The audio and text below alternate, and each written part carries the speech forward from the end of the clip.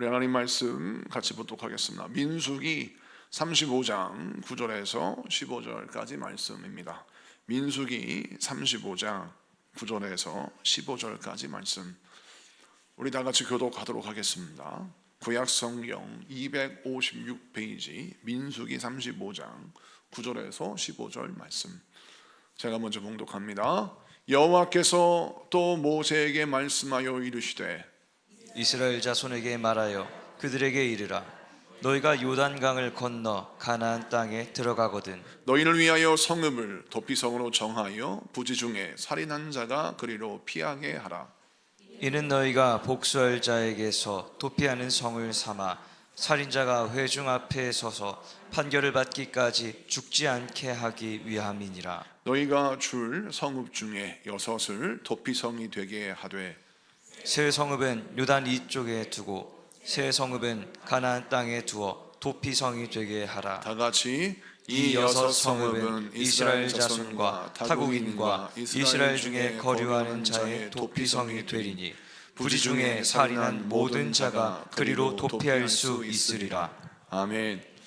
할렐루야. 자, 오늘은 민수기 35장 9절에서 15절까지 말씀을 통해서 더 이상 도망칠 곳이 없다라는 제목으로 말씀을 증거할 때 많은 은혜 받는 시간 되기를 바랍니다.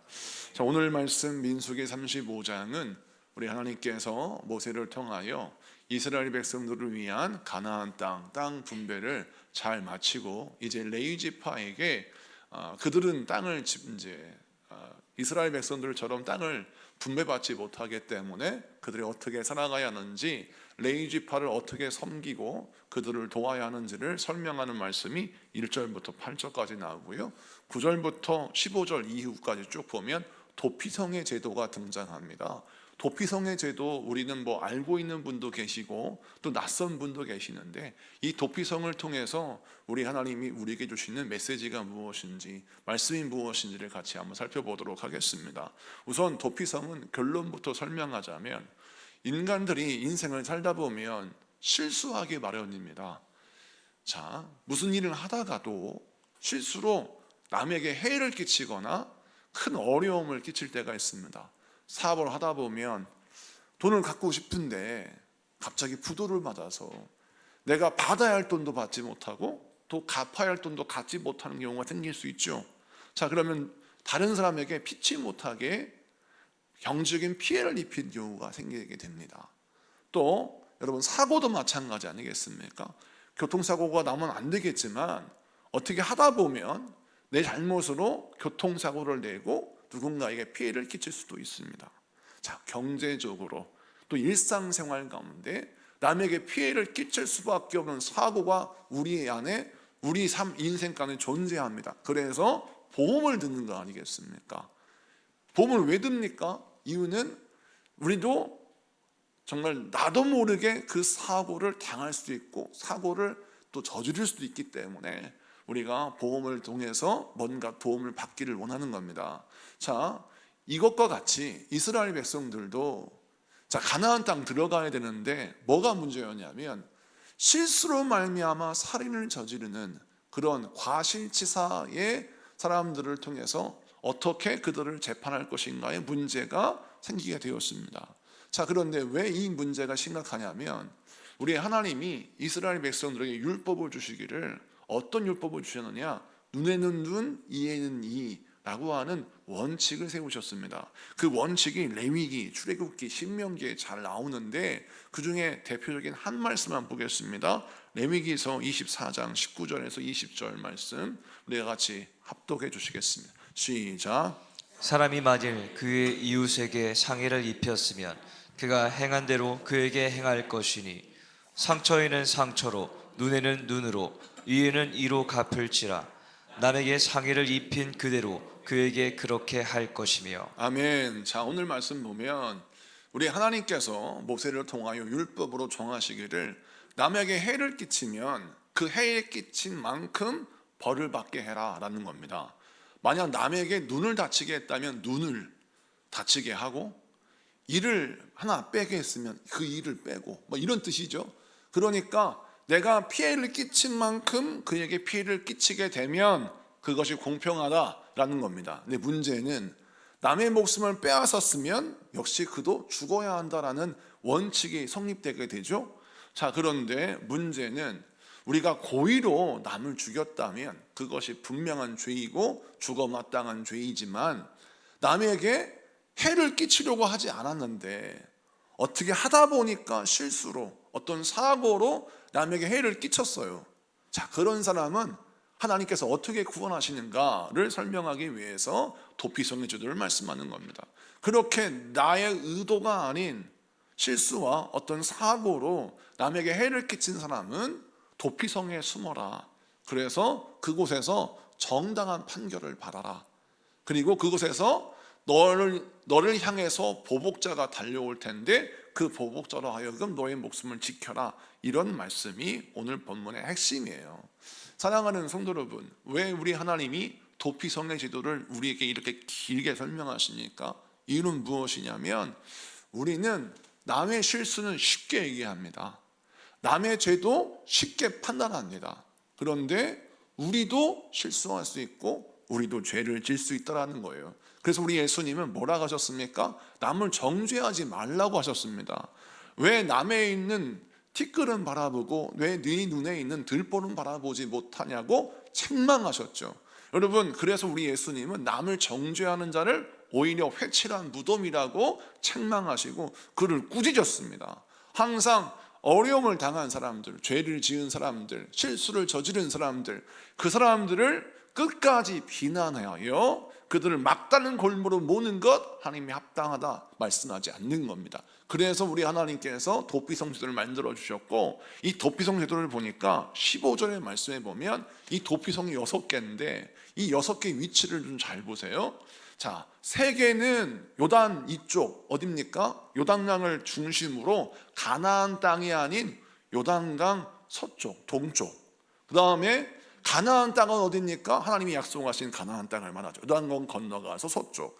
그러니까 우리 하나님께서 도피성을 허락하실 때 딱 반을 나누어서 3개는 이방인의 땅의 영역, 그다음에 3개는 가나안 땅의 영역. 그러니까 요단강을 중심으로 동과 서로 3개를 배치해서 이 도피성이 어떻게 분포되어 있냐면 이스라엘 각 지역에서 하루 거리에 다 위치하게 만들어 놓은 거예요. 여러분, 왜 하나님께서 이스라엘 12개 지파가 살고 있는 땅에서 하루면 갈 수 있는 거리에 도피성을 만들었습니까? 그 이유는 이스라엘 12개 지파 모두 어느 누구도 예외 없이 실수할 수 있다. 어느 누구도 예외 없이 죄를 지을 수 있다. 이것을 전제로 하고 있는 겁니다. 그래서 우리 하나님은 모두에게 살 길을 허락하시기 위하여 요단강을 중심으로 동쪽과 서쪽에 도피성을 마련해 놓고 하루면 달려갈 수 있는 그 성의 위치를 배치해 놓으신 겁니다. 이것을 통해서 우리 하나님은 율법을 주실 때 그 율법이 우리를 심판하고 우리를 멸하기 위해서 주시는 말씀이 아니라 율법은 우리를 살리시기 위한 하나님의 말씀임을 우리가 깨달아야 할 줄로 믿습니다. 그렇습니다. 우리가 성경을 볼 때에 항상 어떤 시각으로 우리 말씀을 봐야 하냐면 하나님의 말씀은 나를 살리는 말씀입니다. 이 믿음으로 말씀을 봐야 되는 거예요. 그런데 우리가 말씀을 볼 때 인간적인 눈으로 판단으로 성경을 보니까 때로는 말씀이 나에게 위로가 되기도 하지만 때로는 말씀이 나에게 찔림이 되고 나에게 상처가 되고 이해할 수 없는 이야기처럼 들릴 때가 있다는 거예요. 왜 그렇습니까? 인간적인 시각으로 봤으니까 그런 겁니다. 그럼 하나님의 말씀을 성령의 시각으로 나를 살리는 하나님의 말씀이라고 믿고 성경을 보면 성경 말씀 속에 담겨있는 우리 하나님의 풍성한 사랑의 그 계획이 담겨있음을 보게 되죠. 오늘 이 말씀을 통해서 다시 한번 우리 마음속에 깊이 새겨야 할 것 무엇입니까? 하루면 달려갈 수 있는 살 길이 우리 옆에 있습니다. 여러분, 사랑하는 성도 여러분, 우리 하나님은 이렇게 우리에게 귀한 은혜를 준비하시고 예배해 놓으셨어요. 여러분, 오늘날 이 도피성은 무엇을 뜻합니까? 예수 그리스도를 뜻합니다. 예수 그리스도께서 우리의 도피성이 되어주셔서 우리가 언제 어디서 무엇을 하든지 간에 우리의 죄를 가지고 달려가면 우리 주님은 우리를 용서하시고 우리를 용납하시고 우리의 죄를 사하여 주시어서 우리에게 새 생명을 허락하시고 보복자가 우리에게 달려든다 할지라도 그 보복자의 손에서 우리를 지키시는 것입니다. 사망이 우리에게 달려온다 할지라도 우리를 지키시고 우리를 보호하시는 우리 예수님, 그 예수님의 십자가의 권능이 나를 지키심으로 말미암아 내가 산 자가 되는 것입니다. 그래서 하루길이면 갈 수 있는 도피성에 달려가는 것처럼 단숨에 달려갈 수 있는 예수님의 품, 그것이 오늘날 어디입니까? 교회 아니겠습니까? 여러분, 성전으로 달려와야 하는 것입니다. 문제가 생기고 어려움이 생기고 문제가 생기면 성전으로 달려와서 주님 품에 들어가야 하는 것이죠. 자, 그런데 이 주님 품에 들어가는 하나님의 백성들이 반드시 알아야 할 것이 있습니다. 그것이 무엇이냐면, 주님 품에 달려가서 내가 이제 재판을 받게 되는데, 옳고 그름을 판단을 받게 되는데, 우리 하나님께서 왜 나에게 옳고 그름의 판단을 하시면서 율법으로는 눈에는 눈, 이에는 이, 이런 율법을 만들어 놓으셔서 나로 하여금 이렇게 고통당하게 만드셨을까? 차라리 눈에는 눈, 이에는 이라고 하는 율법을 만들지 않으셨다면 내가 이렇게 큰 어려움을 당하지 않았을 텐데 왜 우리 하나님은 이렇게 율법을 만드셨을까? 우리가 질문하게 됩니다. 여러분, 고대 사회에서는 이스라엘 율법뿐만 아니라 많은 나라의 율법도 이와 비슷합니다. 만약 누군가의 눈을 다치게 했다면 그 사람에게 똑같이 눈에게 그 해를 가하여서 눈에는 눈, 이에는 이에 대한 이라고 하는 율법을 적용시키는데요, 우리 하나님이 여기에 특별한 은혜가 담겨 있어요. 그것이 무엇이냐면, 이 율법은 가혹한 법이 아니라 인간의 분노를 우리 하나님이 잘 아시기 때문에 이와 같이 말씀하신 겁니다. 여러분, 무엇이 공평하냐? 내가 누군가에게 1에서 10까지 내가 한 5에 해당하는 피해를 끼쳤다면 그 5에 해당하는 벌을 받는 것이 하나님 공평하다고 말씀하신 이유가 있어요. 그 이유가 뭐냐? 인간이 참 희한한 게 억울해지잖아요. 누군가에게 피해를 입었어요. 억울함이 생기면 그 억울함을 반드시 무엇에 담냐면 분노에 담아요. 그래서 한 대 맞으면 절대 한 대로 안 끝납니다. 나는 맞고 싶지 않았는데 갑자기 누가 한 대 탁 때렸어요. 그러면 보통 사람들은 억울하게 한 대를 느닷없이 맞았어요. 한 대만 안 나갑니다. 2대가 나가요. 이걸 어떻게 잘하느냐?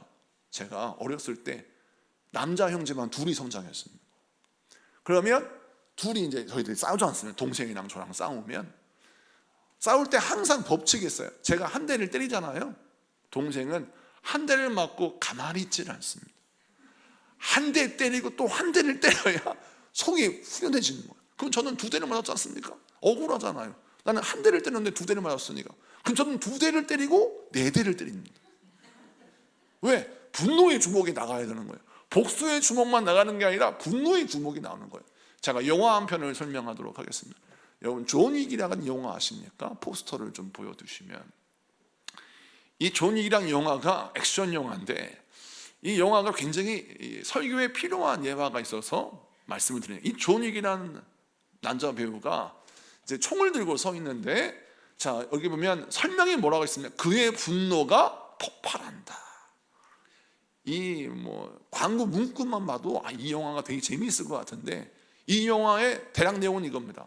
존 윅이라는 전설적인 킬러가 은퇴를 해서 자기 부인이 죽기 전에 남겨놓았던 강아지를 벗삼아서 잘 키우고 있었는데, 자기 강아지를 러시아 마피아가 죽였어요. 그러자 그의 분노가 폭발합니다. 누가 내 개를 죽였어? 그래가지고 그 개를 죽인 러시아 마피아를 몇 명을 죽이느냐? 여러분, 이 영화가 너무 유명한 영화여가지고 평론가들이 한 명 한 명 셌어요. 영화 롱타임 시간 동안 77명을 죽여요. 77명. 개 한 마리 죽였다고 세상에 사람을 77명을 죽입니다. 그래서 그의 분노가 폭발한다. 그 원인이 어디 있습니까? 내 개를 죽였다 이거예요. 자, 영화만 그러냐? 성경에도 이 사건이 나옵니다. 자, 요셉이 형들에게 죽임을 당할 위협에 처하죠. 그런데 창세기 37장에 보면 요셉이 형들에게 무슨 잘못을 했느냐? 그래서 2가지 큰 잘못이 있습니다. 첫째는 요셉이 형들이 잘못한 것을 아버지에게 고자질을 했어요. 요셉이 큰 죄를 저질렀죠. 고자질. 두 번째, 요셉이 눈치 없는 죄를 졌어요. 어떤 눈치가 없느냐? 꿈을 두 가지를 꿨는데 자기가 만든 곡식단이 가운데 있고 형들이 만든 곡식단이 있는데 그 곡식단이 자기 만든 곡식단이 절을 했다는 거예요. 이거는 뭘 뜻합니까? 내가 높은 사람이 되어서 형들에게 군림하겠다는 뜻으로 해석할 수 있는데 이 철이 없어서 요셉이 어려가지고 그 뜻을 그냥 좋다고 얘기했어요. 그러니까 형들이 그걸 통해서 마음속에 기분 나쁜 거죠. 그 다음에 해와 달과 11개의 별들이 자기에게 절하는 것을 또 꿈을 꿨어요. 그럼 가만히 있어야 되는데 그놈의 입이 문제예요. 요셉이 또 그 꿈을 얘기를 했어요. 그래서 형들이 요셉을 죽일 생각을 했습니다. 자, 이 이야기를 종합해 보면 요셉이 형들에게 지은 죄가 첫째, 고자질, 둘째, 잘난 척. 이 두 가지 죄를 졌어요. 그러면 형들이 보복하려면 어떻게 해야 돼요? 똑같이 요셉이 잘못했으면 아버지에게 고자질을 해야 되고 그게 공평하잖아요. 그리고 요셉이 잘난 척을 했으니까 형들이 요셉 앞에서 마음껏 잘난 척을 해야 돼. 그게 공평한 거예요. 근데 어떻게 했어요? 요셉의 형들은 억울함을 분노의 그릇에 담아요. 그래서 대로받고 말로 줘요. 요셉을 죽이려고 합니다. 자, 하나님은 인간의 본성이 이러함을 아셨어요. 왜 너희는 눈에는 눈, 이에는 이라고 하는 법이 가혹하다 말하고 있지만 너희들의 마음속에 있는 그 분노를 잘 봐라. 너희는 눈에는 눈, 이에는 이니 공평하지 않다라고 하지만 너의 인생을 가만히 봐라. 억울하면 그 억울함을 분노에 잡아서 대로받고 말로 주려고 하는 거예요. 마치 강아지 한 마리 죽였다고 세상에 총 들고 나와가지고 77명의 사람을 죽이는 것처럼 내 동생이 좀 잘난 척했다고 아버지에게 내 잘못을 고자질했다고 그 동생을 죽이려고 하거나 인신매매를 해가지고 팔아먹는 그런 말도 안 되는 죄를 저지르는 인간의 본성을 보라는 거예요. 여러분, 그래서 우리 하나님이 우리에게 만약 보복하고 싶다면 네가 받은 피해만큼만 해라 이거예요. 그래야 공평하다 이것입니다. 그런데 신약에 보니까 우리 예수님이 우리가 받은 피해만큼 보복하는 것은 당연하다고 하지만 우리가 당한 피해를 내가 남에게 끼친 피해만큼 내가 당해야 하는데 우리 예수님이 그 죄값마저도 십자가에 못 박혀 죽으셔서 사심으로 말미암아 나를 살리셨다는 거예요. 그래서 우리 주님이 우리에게 어떤 은혜를 허락해 주셨냐면 마땅히 내가 받아야 할 죄벌을 예수님이 대신 담당하셔서 나로 하여금 정말 어떻게 보면 세상 사람이 볼 때는 뻔뻔할 수 있지만 지은 죄에 대한 대가를 받지 않고 우리 예수님의 대속의 은혜로 말미암아 우리가 구원을 얻게 되죠. 그런데 예수님은 이것을 공평하다라고 말씀하시는 겁니다. 여러분, 이 말씀을 우리 마음속에 새기면서 우리가 어떻게 신앙생활을 해야 합니까? 세상의 공평은 내가 받은 만큼 돌려줘야 된다. 이게 공평이라고 말을 해요. 적어도 그런 공평을 말하려면 우리는 어떤 신앙생활을 해야 되냐면 내가 억울함을 갖고 있다면 그 억울함을 분노에 절대 담으면 안 돼요. 분노로 내 억울함을 표출하면 그때부터 관계는 다 깨지고 여러분, 공평하지 않은 아주 불공평한 분노로 모든 관계를 부서뜨려 버립니다. 그래서 우리는 항상 이 도피성의 말씀을 통해서 무엇을 내 마음속에 새겨야 하느냐? 하나님, 내가 아무리 억울해도 분노의 그 억울함을 담지 않게 하여 주옵소서. 내가 항상 용납하고 용서하고 사랑할 수 있는 그런 영성을 허락하여 주옵소서 라고 기도하시고요. 여러분, 항상 가정에서도 자녀들 앞에서 억울해 그러시면 안 돼요. 부모님들이 되게 어머니들이 그런 경우가 많아요. 왜냐하면 아버지들이 엄마를 억울하게 할 때가 참 많거든요. 저도 아버지이기 때문에 잘 알았습니다. 남편이 아내를 억울하게 할 때가 참으로 많아요. 자, 그럴 때 아내가 어디에 하소연할 데가 없으니까 누구에게 하소연합니까? 자녀에게 억울하게, 자녀에게 억울하다 이러는 거예요. 우리 집이 그렇다는 얘기가 아니에요. 그러니까 여러분 생각을 너무 뻗어가시면 안 돼. 예를 들자면 그렇다는 거예요. 그러면 가정에서 부모가 항상 억울해하면 그 억울해가 어떻게 되느냐, 분노에 담겨서 내가 사실은 마음에 받은 상처가 이만큼밖에 안 되는데 그 상처를, 억울함을 계속 분노로 표출하다 보면 그것이 자녀에게 여러분 큰 돌덩어리가 되는 거예요. 집에 가면 마음이 편하지가 않은 거예요. 그리고 늘 긴장감 속에 살게 되는 겁니다. 여러분, 그래서 우리는 항상 무엇을 소화해야 되냐, 무엇을 녹여야 되냐면 억울함을 하나님의 은혜로 녹여내야 돼요. 녹여내요. 흘려보내요. 만약 진짜 세상에서 제일 억울한 분이 있다면 그분이 예수님이에요. 예수님은 당신의 죄 때문에 죽으신 것이 아닙니다. 우리의 죄 때문에 죽으셨습니다. 그런데 예수님은 십자가에 못 박혀 죽으시면서도 억울하다는 말씀하지 않으셨어요. 이 일은 무엇입니까? 당신의 희생을 통해서 구원하실 우리 영혼을 바라보셨기 때문에 억울하지 않으셨고, 두 번째는 예수님의 십자가 지시는 것이 하나님 아버지의 뜻이었기 때문에 억울해하지 않으셨고, 세 번째는 우리 예수님이 십자가에 못 박혀 죽으심으로 끝나는 것이 아니라 사망 권세를 이기시고 부활하시기 때문에 억울해하지 않으셨다는 겁니다. 여러분, 그래서 우리는 예수님의 십자가를 바라보면서 내 마음속에 억울한 감정을 십자가의 능력으로 다 씻어버리신 여러분들에게 축복합니다. 그 다음에 세 번째는 또 뭐냐면, 오늘 이 본문 말씀을 통해서 우리가 마음속에 새겨야 할 진리가 바로 무엇이냐, 우리 예수님이 이 말씀을, 도피성의 말씀을 지금 가나안 땅 들어가기 전에 요단강 앞에 서 있는 이스라엘 백성들에게 이 말씀을 주시면서 귀에 못이 박히게 말씀하고 계세요. 그런데 이스라엘 백성들 이 말씀을 듣고서 어떤 생각을 했냐면, 이거는 뭐 다른 사람은 다 실수를 해도 나는 그런 실수를 안 해, 이렇게 생각을 하게 되는 거예요. 그래서 점점점 모든 사람들이 도피성은 나를 위한 도피성이 아니라 나는 괜찮아, 김일사를 위한 도피성이고, 내가 감아보니까 김권사님 딱 도피성에 맞아, 큰 실수도 많고 부족한 거 많은데 그 도피성은 그분의 것이지 나는 해당이 없어, 이렇게 생각을 하는 거예요. 그래서 여호수아가 가나안 땅을 다 점령한 다음에 이 도피성에 대조의 말씀을 다시 한번 증거하는데 그 내용을 보겠습니다. 여호수아서 20장 1절부터 3절 말씀 다 같이 봅니다. 여호수아서 20장 1절에서 3절 말씀 다 같이 한번 읽어보겠습니다. 시작. 여호와께서 여호수아에게 말씀하여 이르시되 이스라엘 자손에게 말하여 이르기를 내가 모세를 통하여 너희에게 말한 도피성들을 너희를 위해 정하여 부지 중에 실수로 사람을 죽인 자를 그리로 도망하게 하라. 이는 너희를 위해 피의 보복자를 피할 곳이니라. 아멘. 오늘 말씀 보니까 2절과 3절에 반복되는 구절이 있죠. 너희를 위해 라는 구절입니다. 너희를 위해 정하여 너희를 위해 피의 보복자를 피할 곳이니라. 그러니까 도피성은 너희를 위한 것이라는 겁니다. 이 너희는 무엇입니까? 나는 아니고 다른 사람이야 라고 말하는 그 사람을 향한 말씀이에요. 여러분, 이 말씀을 통해서, 여호수아를 통해서 우리 하나님 우리에게 주신 메시지가 무엇입니까? 네가 선줄로 하느냐 넘어질까 조심하라 라는 메시지인 것입니다.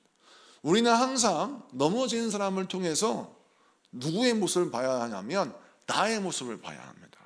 아, 나도 영적인 긴장감에 떨어지면 저 사람처럼 넘어지겠구나. 아, 나도 정말 성령 충만 받지 않으면 저 사람처럼 죄를 짓겠구나 라고 바라보면서 항상 다른 사람의 넘어짐과 다른 사람의 실수를 통하여 나의 넘어짐과 나의 실수를 바라보며 영적인 무장을 해야 한다는 것입니다. 근데 많은 사람들이 이런 케이스에서 어떻게 반응하냐면 다른 사람의 실수와 다른 사람의 넘어짐을 바라보면서 우월감을 느끼는 거예요. 아이고, 나는 저 사람하고 틀리지 뭐. 나는 그래도 이 사람하고 틀려. 도덕적으로 훌륭하고 저 사람보다 다르게 나는 더 강해. 이렇게 행동하면 어떤 일이 벌어지냐? 다윗처럼 여러분 넘어지는 경우에 넘어진다라는 거예요. 여러분, 사단 원수 마귀는 무엇을 통해서 우리를 유혹하냐면 우월감을 통해서 우리를 유혹합니다. 내가 누군가보다 더 낫다라는 우월감이 나에게 찾아오는 순간 나의 긴장감은 떨어지는 거예요. 자, 우리가 운전을 할 때 가장 사고가 많이 나는 때가 언제냐? 초보 운전인 때가 아니에요. 초보 운전 때는요, 뒤에 왕초보라고 막 탁 대문짝에 붙이고, 운전하면서도 여러분 조심조심 운전하기 때문에 왕초보라고 뒤에 붙여있지 않습니까? 사람들이 곁에 안 가요. 이게 코로나 바이러스에 걸리는 것처럼 그 옆에 가면 큰일 나니까 아무도 옆에 안 가요. 천천히 가도 빵빵거리지 않습니다. 그냥 다 이해하고 가요. 그러니까 접촉사고가 약간 자기가 턴하거나 주차할 때 그렇게 긁히는 사고가 났을 뿐이지 여러분 큰 사고는 나지 않아요.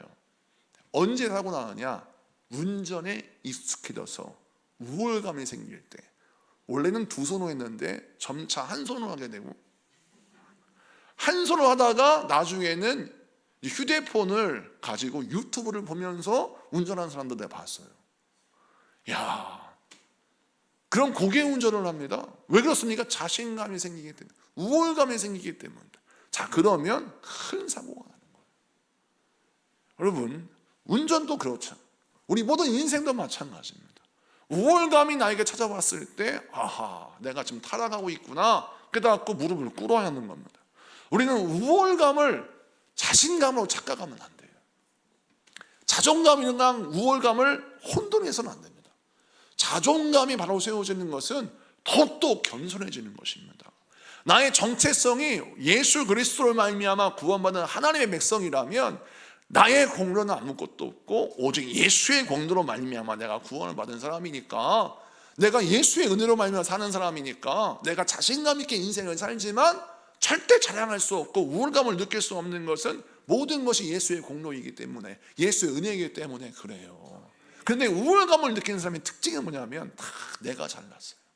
내가 잘해서, 내가 노력해서, 그래서 남들보다 낫다는 생각을 하는 거예요. 그 순간 그 사람은 영적인 긴장감이 떨어지게 되고 결국 실수가 잦아지게 되고 큰 어려움을 만나게 되더라는 겁니다.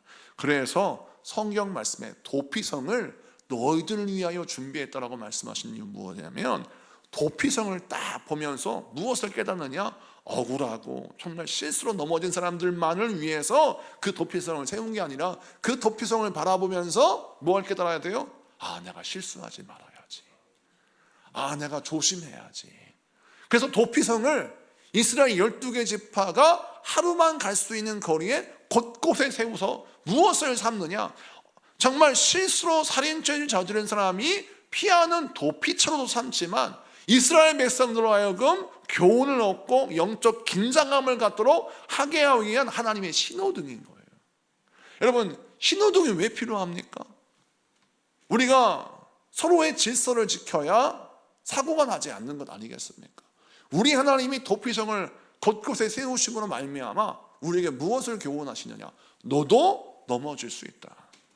그러므로 항상 깨어 기도하고 주의하라는 것입니다. 근데 주의할 점이 있어요.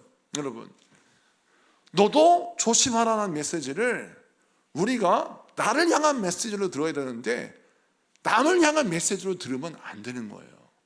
예를 들어서 제가 여러분들 가정에 대신방을 할 때 우리 안목의 집사님, 안목의 권사님 대신방으로 제가 기도하면서 안목의 집사님이 넘어질까 조심하라는 메시지를 증거하고 싶어요. 그래서 제가 기도하면서 대신방 할 때 1년에 한 번 하는 거 아니겠습니까? 하는데 하나님, 우리 권사님이 지금까지는 신앙생활을 잘 하셨는데 오늘 모습 그대로 평생도록 절대 교만하지 않고 절대 타락하지 않고 절대 변질되지 않고 오늘 모습 그대로 살게 해주셔서 네가 선 줄로 하느냐 넘어질까 조심하라는 말씀처럼 교만하지 않게 하시고 타락하지 않게 하시고 죄짓지 않게 하시고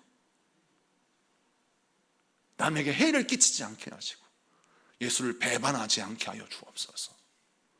참된 그리스도인 되게 하소서 라고 제가 대신방 때 기도하면 그거 다 끝나고 여러분 막 마음속에 아멘 하고 은혜가 받을까요? 마음속에 시험이 확 올까요? 시험이 오죠.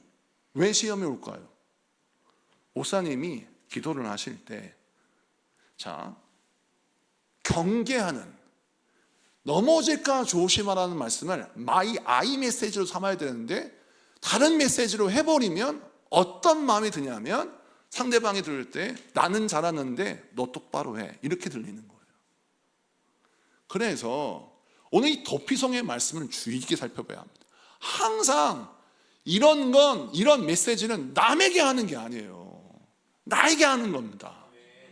그래서 우리가 셀에서 어떻게 해야 되느냐, 이런 경우가 있어요. 신앙생활 오래 하신 집사님, 권사님들이 항상 잘못 행하는 죄가 있어요. 그게 뭐냐면, 어떤 집사님이 신앙생활 막 열심히 하려고 해. 진짜 갓 예수 믿었어요. 새신자가 막 열심히 하려고 해. 그러면 그 권사님을 보면서, 안옥의 성도님, 나도 다 그렇게 초신자 때 열심히 했어요. 그런데 교만하면 안 돼, 타락하면 안 돼 라고 가르쳤어요.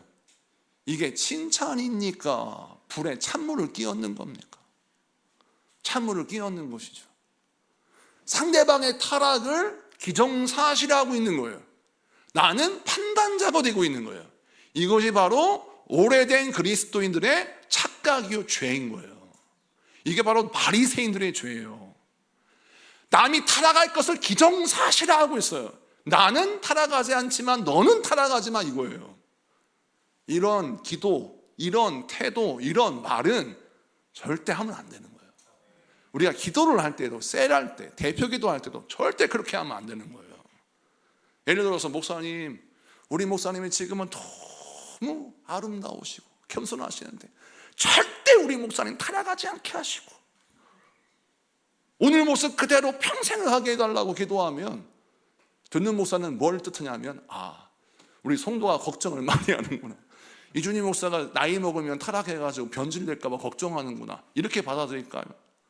여러분, 이것이 바로 악한 영이 우리에게 공격하는 공격이에요. 관계를 깨트리는 거예요. 성도는 나를 사랑해서 그런 기도를 했는데 나는 그 사람을 어떻게 이해하냐면, 이 사람은 나를 의심하는구나 라고 판단하는 겁니다. 자, 서로 사랑해요. 표현이 달라. 무슨 얘기인지 아시겠죠? 표현을 잘못하면 사랑하는데 관계가 깨진다니까요. 그래서 우리는 항상 어떤 메시지를 전해야 되냐면, 누군가가 넘어질 걸 조심해야 돼. 그러면 그들을 위해서 축복하며 기도하는 겁니다. 그래서 제가 신방할 때, 대표 기도를 해드릴 때 샘플을 보여드리는 거예요. 성도님들 한 가정 한 가정 왜 가르칠 말씀이 없겠어요? 왜 권면할 말씀이 없겠습니까? 그래도 하나님을 향하여 기도하는 거 아니겠습니까? 내가 책임지는 게 아니에요. 하나님이 책임지시는 겁니다. 내가 신앙을 성장시킬 수 있는 게 아니에요. 하나님이 성장시키는 겁니다. 그래서 하나님께 맡기는 거예요. 하나님, 김 목사님이 이런 복을 받기 원합니다. 이렇게 복되기를 원하고, 이렇게 형통하기 원하고, 이렇게 성장하기 원하고, 이렇게 성숙하기 원합니다. 우리 교사들도 그렇게 기도해야 되고, 우리 직분자들도 그렇게 기도해야 하는 겁니다.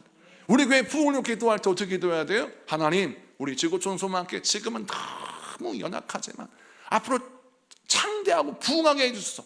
어떻게 보면 은혜롭지만 뭘 뜻해? 지금 우리의 현실을 내 스스로 판단해 버리는 거예요. 우리는 어떻게 기도하냐면, 하나님이 하십니다. 그래서 하나님이 이루실 큰 뜻을 바라보면서, 주여 우리에게 이런 복을 주시고 이런 은혜 주셔서 하나님이 통치하고 다스리는 교회, 하나님 통치하고 다스리는 셀, 하나님 통치하고 다스리는 가정이 되게 하여 주시옵소서, 이렇게 기도해야 하는 거예요. 도피성이 그렇게 해서 존재하는 겁니다. 도피성을 바라보면서 항상 옆에 사람 고문하면 안 되는 거예요. 도피성 지나갈 때 아들 데리고 가면서, 너 인마 정신 똑바로 차려, 봤지? 죄 지으면 절로 가. 그러니까 너 정신 똑바로 차려야 돼, 이렇게 하면 안 되는 거예요. 우리는 항상 도피성을 바라보면서 나의 메시지, 내가 조심해야 되겠다. 그리고 항상 남을 축복하면 어떻게 해요? 하나님, 우리 아이가 절대 부주의부식간에 죄를 짓지 않고 넘어지지 않고 도피성에 가지 않게 해주시고, 주여 정말 승리하게 달라고 기도하고, 혹여나 도피성에 간 사람이 있다 하더라도 정죄하지 아니하고 그를 축복해 주셔서 억울함을 풀어주게 해주시고, 주여 이 문제를 해결받게 해주십시오. 기도해야 하는 것입니다. 왜 이렇게 기도를 해야 될까요? 우리는요, 정말 더 이상 도망칠 곳이 없는 평가받는 세상 속에 살고 있습니다. 중고등부 학생들 학교 가면 자연스럽게 등급이 매겨요. 무슨 한우도 아니고 특등급, A등급도 아니고 등급을 매겨요. 그리고 회사에 가면 역시 등급을 매깁니다. 점수를 매겨서 점수가 낮으면 승급 못해요. 승진 못해요. 자, 취업을 하려고 해도 등급을 매겨요. 학교 등급 매여서 등급이 좀 낮은 학교는 원수도 안 본대요. 자, 또 사업도 마찬가지입니다. 제가 대신방하면서 이런 얘기 들었는데, 내가 여태까지 어떤 프로젝트를 갖고 누구에게 납품을 했고 어떤 일을 했다라고 하는 그런 경력이 있어야 거래를 해준대요. 근데 만약에 그런 거래 경력이 없으면 좀 생각해 볼게요, 이런다는 겁니다.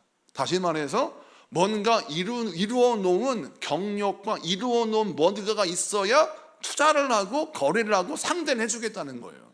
그러다 보니까 어린아이에서부터 어른까지 항상 무엇을 받아야만 하냐면 평가를 받아야 돼요.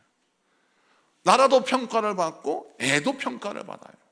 자, 그런 인생 살다 보니까요, 우리가 자연스럽게 사람의 시선이 어떻게 느껴질까요? 평가의 시선, 판단의 시선으로 느껴지는 겁니다. 자, 적어도 교회는 그러면 안 되는 거예요. 교회는 판단의 시선이 아닌 축복의 시선을 바라봐야 돼요. 우리 김 집사님, 김 권사님을 바라볼 때에도 하나님이 저 집사님은 어떤 복을 주시면 좋을까? 하나님이 김 권사님에게는 어떤 복을 주셨으면 좋을까? 하나님이 이 학생에게는 어떤 은혜가 주었으면 좋겠을까?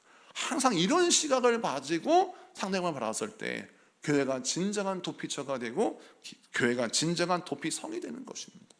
여러분, 그래서 우리는 판단하는 자가 되지 말고 점수를 매기는 자가 되지 말고 어떤 사람이 되어야 합니까? 축복하는 자가 되어야 할 줄로 믿습니다. 말씀을 마치고 정리합니다. 이 도피성의 말씀을 통해서 제 마음속에 깊이 새기는 말씀과 다짐이 있어요. 저도 목사이다 보니까 항상 어쩔 수 없이 누군가에게 조언을 해야 합니다. 그럴 때 제가 이 말씀을 준비하면서 기도를 했어요. 하나님, 제가 누군가에게 조언을 할 때도 지혜롭게 해주셔서 상대방이 그 조언을 듣고 의기소침에 빠지지 않게 하시고 오히려 그 조언이 그를 살리는 디딤돌이 되게 하시고 그를 일으키는 사다리가 되게 하시고 그를 살리는 능력이 되게 하여 주시옵소서. 상대방을 판단하기 전에 상대방에게 축복할 것이 무엇인지를 분별히 알아서 저의 눈은 항상 누구를 어떻게 축복해야 될까를 보는 자가 되게 하여 주시옵소서 라고 기도했어요.